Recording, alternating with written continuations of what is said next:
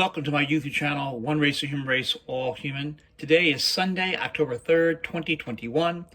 Everyone on this planet known as Earth has a right to life, liberty, pursuit of happiness, to be treated with dignity and respect, to have food in their stomach, clothes on their backs, shoes on their feet, shelter over their head. And everyone is human.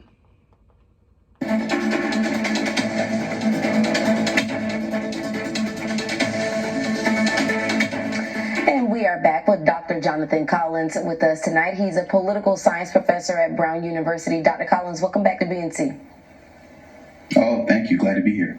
So, Dr. Collins, obviously that story kind of troubling for any black person that hears it. I want to turn your attention to the statement specifically from a woman in that story we just showed you moments ago. She said, quote, "All this curriculum highlights is the mean white people and how the person is victimized and speaks of nothing of the good." Some would argue that's exactly why the stories need to be told in the first place. What do you think about that?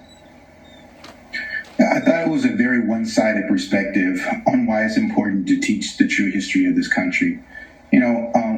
Why it was important to inject this in the first place is because, for decades, since the construction of public education in the U.S., the history curriculum in particular has been, for lack of a better term, whitewashed. And so, whether there is either no representation or an extreme lack of representation for black children seen in the way in which we teach our history classes across states, especially in the southern states, this has been a problem for an extremely long time. And so for Robin Steedman to have concern with the way in which white children might sort of have to deal with maybe some potential discomfort that comes along with learning that new truth, it's kind of dismissive of the fact that black children have had to deal with discomfort for generations and generations now, whether we're talking about history or the way in which our schools have just sort of divested from the importance of educating black children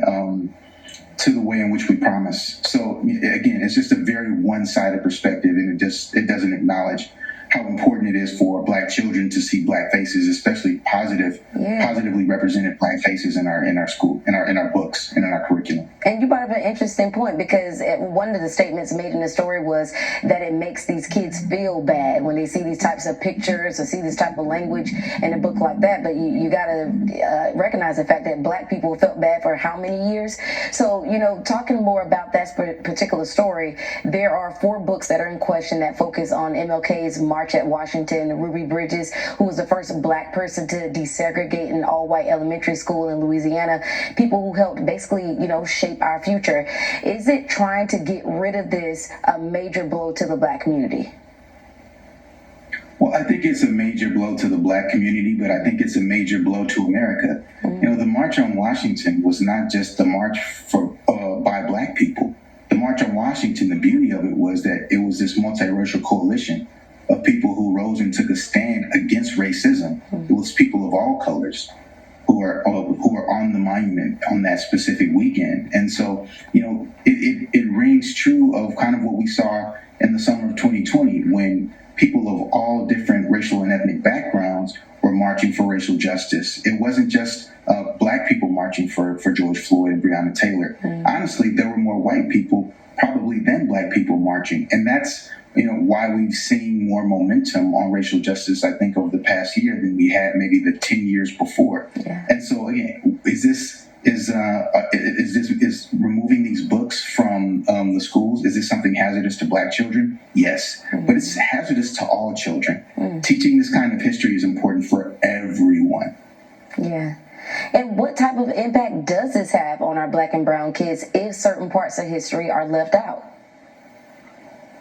Well, again, it becomes the message of sort of what you can and cannot be. And so, this is why media is so important. And this is why the Black News Channel is so important. Is because here's a space where little kids can look up and see themselves in journalists, see themselves in people who are, meteorologists. Right. And without that representation, black children may not believe that those career paths are possible, that those lives are possible. And the same thing rings true with the representation in terms of history. Can black children see themselves as the folks who are making history, the folks who are the saviors of this country, who are taking it in the right direction, who are on the right side from a moral perspective. When do most black children typically see black representation? It's usually centered around crime. It's usually centered around prison and incarceration, drug usage. And what we're trying to do with this curriculum is show that black people have been pioneers for justice, for equality, and for the moral integrity of this country for centuries. Yeah, you made so many good points there, Dr. Collins. And how relevant is our past to this very same moment that we're living in today, especially when it comes to reshaping the future?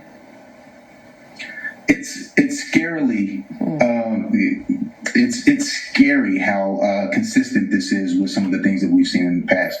And so you can go back as far as the Civil War, where the Civil War in itself was this breaking point where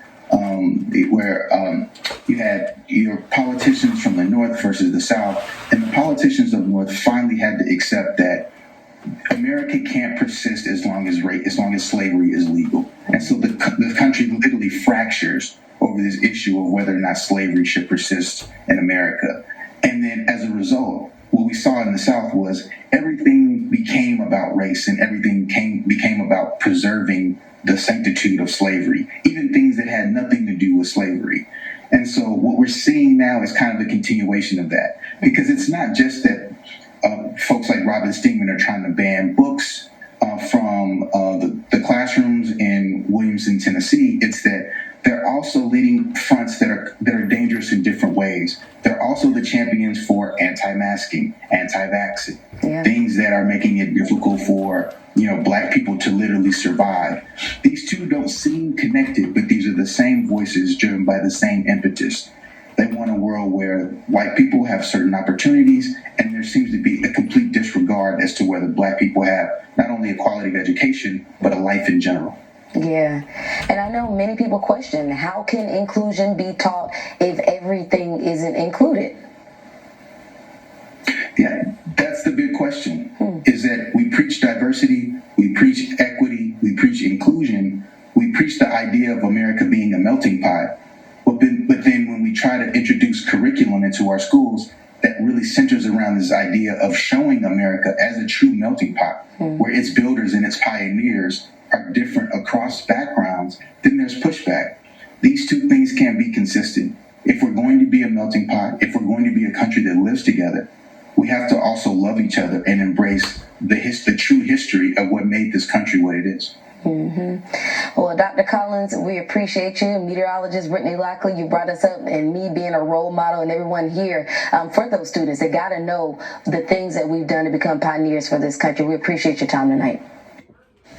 Just ahead in sports, it's fourth Sunday.